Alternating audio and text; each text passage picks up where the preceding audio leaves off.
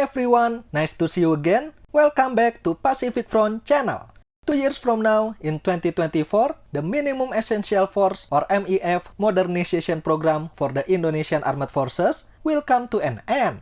Some of the items listed on the plan have been delivered, but the rest is predicted not to be reached until the end of the timeline. So what's next after the Minimum Essential Force program ends? Are we going to continue beyond 2024 until we reach 100% completion? And how's the current modernization program going so far? Let's discuss it in today's video. Stay tuned!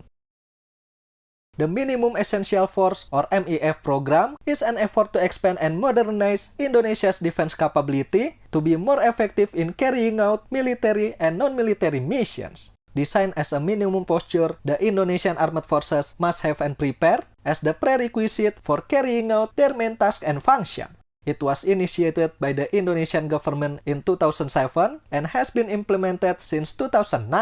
There are 4 main focus of modernization in the MEF program, which are rematerialization, emphasize fulfilling organizational tables and equipment or list of personnel and equipment composition until it reach 100%, revitalization, highlight increasing the unit level adapted to the development of threats in the placement area. Relocation refers to the transfer of units or personnel from one area to another which has a higher chance of actual threats. And lastly, a procurement, which means the construction of new units and procuring new defense equipment.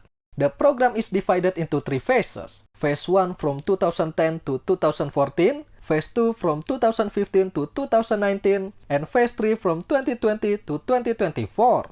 Before the program began, Indonesia's defense strength was only at 41.92% of what it should be. So the Ministry of Defense has 60% posture gap to cover in a span of 15 years. If you ask me, from the start, it already looks like an uphill battle. And this is reflected in the completion of the previous 2 phases. Based on an infographic from Kompas.id, the MEF Phase 1 can only achieve 54.97% from the target of 57.24%, while Phase 2 can only achieve 63.19% from the target of 75.54%.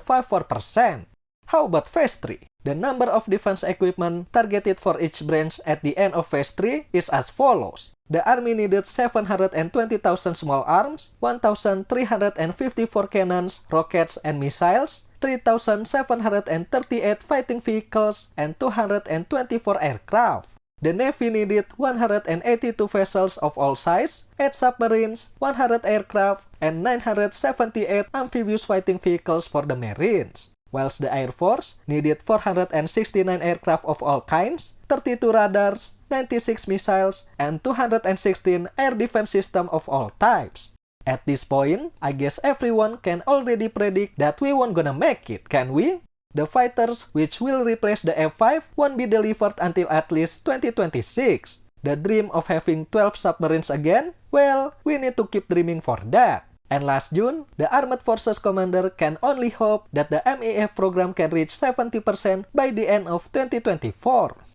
Then what happened? Why do we never reach our original goals in every phase? There are internal and external reasons for this. The main internal obstacle for the MEF program is of course funding. Although by amount, Indonesia's defense budget looks like it's increasing every year, Indonesia's defense budget is always hanging around 0.7% of national GDP. Meanwhile, the MEF program can only work out if the defense sector gets 1.5 to 2.5% of GDP. Furthermore, the MEF program is assumed to be achievable if the national economic growth is around 7% per year, whilst according to BPS or Central Bureau of Statistics, from 2015 to 2021, Indonesia's economic growth is constantly at around 5%, with an exception of a dip to minus 2% in 2020 due to the pandemic and rebounded to 3% in 2021. With 2 of the prerequisite requirements couldn't be met, we don't need to be surprised and we don't need to blame anyone if our MEF program can only reach 70%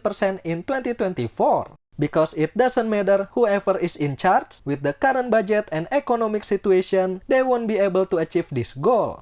Externally, CATSA is the biggest obstacle for Indonesia's modernization effort. As an old customer of Eastern Bloc equipment, the existence of CAATSA blocks Indonesia's ability to procure more Russian equipment and at the same time makes maintenance and repairs of existing equipment more difficult. The sanction hurts the Indonesian Marine Corps the most, since most of their main equipment is Russian, while other external factors like pandemic, global inflation, Ukraine war, and US-China tension also affected Indonesia's modernization effort. If the MEF program cannot be achieved by the end of 2024, what's next? Well, the truth is the MEF Phase 3 is already discontinued. And I just know it from a picture posted by Lembaga Keris on their social media last month.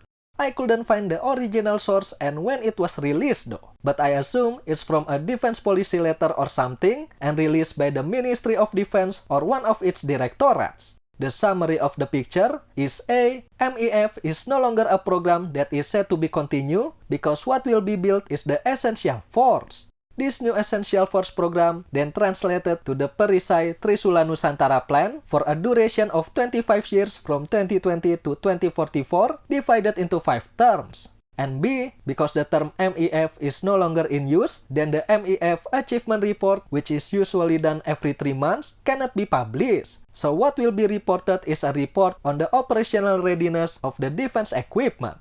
As we remember, Perisai Trisula Nusantara is the name of a long-term modernization plan proposed by the defense minister last year with an astonishing budget requirement of 1,700 trillion rupiah or around $113.8 billion, more than half of Indonesia's annual budget.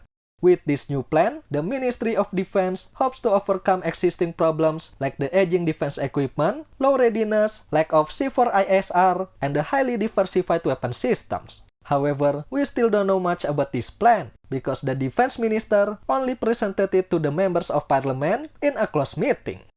I have so many questions regarding this plan though. What's the goal? To move up Indonesia's rank to the top 10 in the GFP? Or do we have a real goal?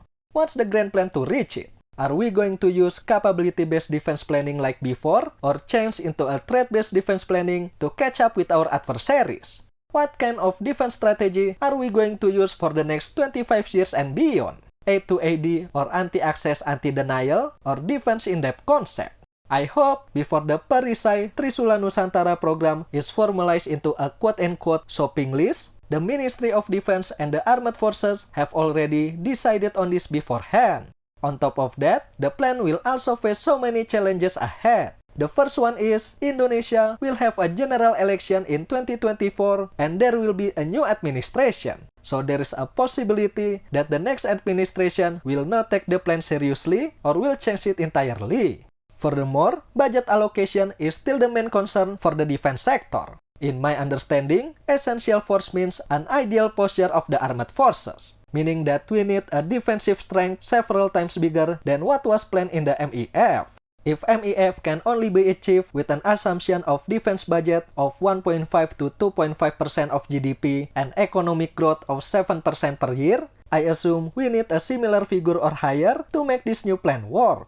With the main focus of the government is still in economic recovery, energy subsidies, and building a new capital, which I bet will take years and $billion to build, I'm pessimistic that we can reach our goal. Hopefully, we can see a drastic approach for the new plan, and I hope more support can be given to the defense sector. Because new threats emerge every day, adversaries are modernizing, and the next conflict is at our front door. If we're not prepared ourselves now, I'm afraid we won't survive when that conflict happens. That's it for today. A new plan to modernize Indonesia's defense capability. What do you think about the new modernization program? Do you think it's a right move to cancel the current program and replace it with the new ones? Let me know in the comment section below. Thank you for watching everyone. I'll see you in the next one.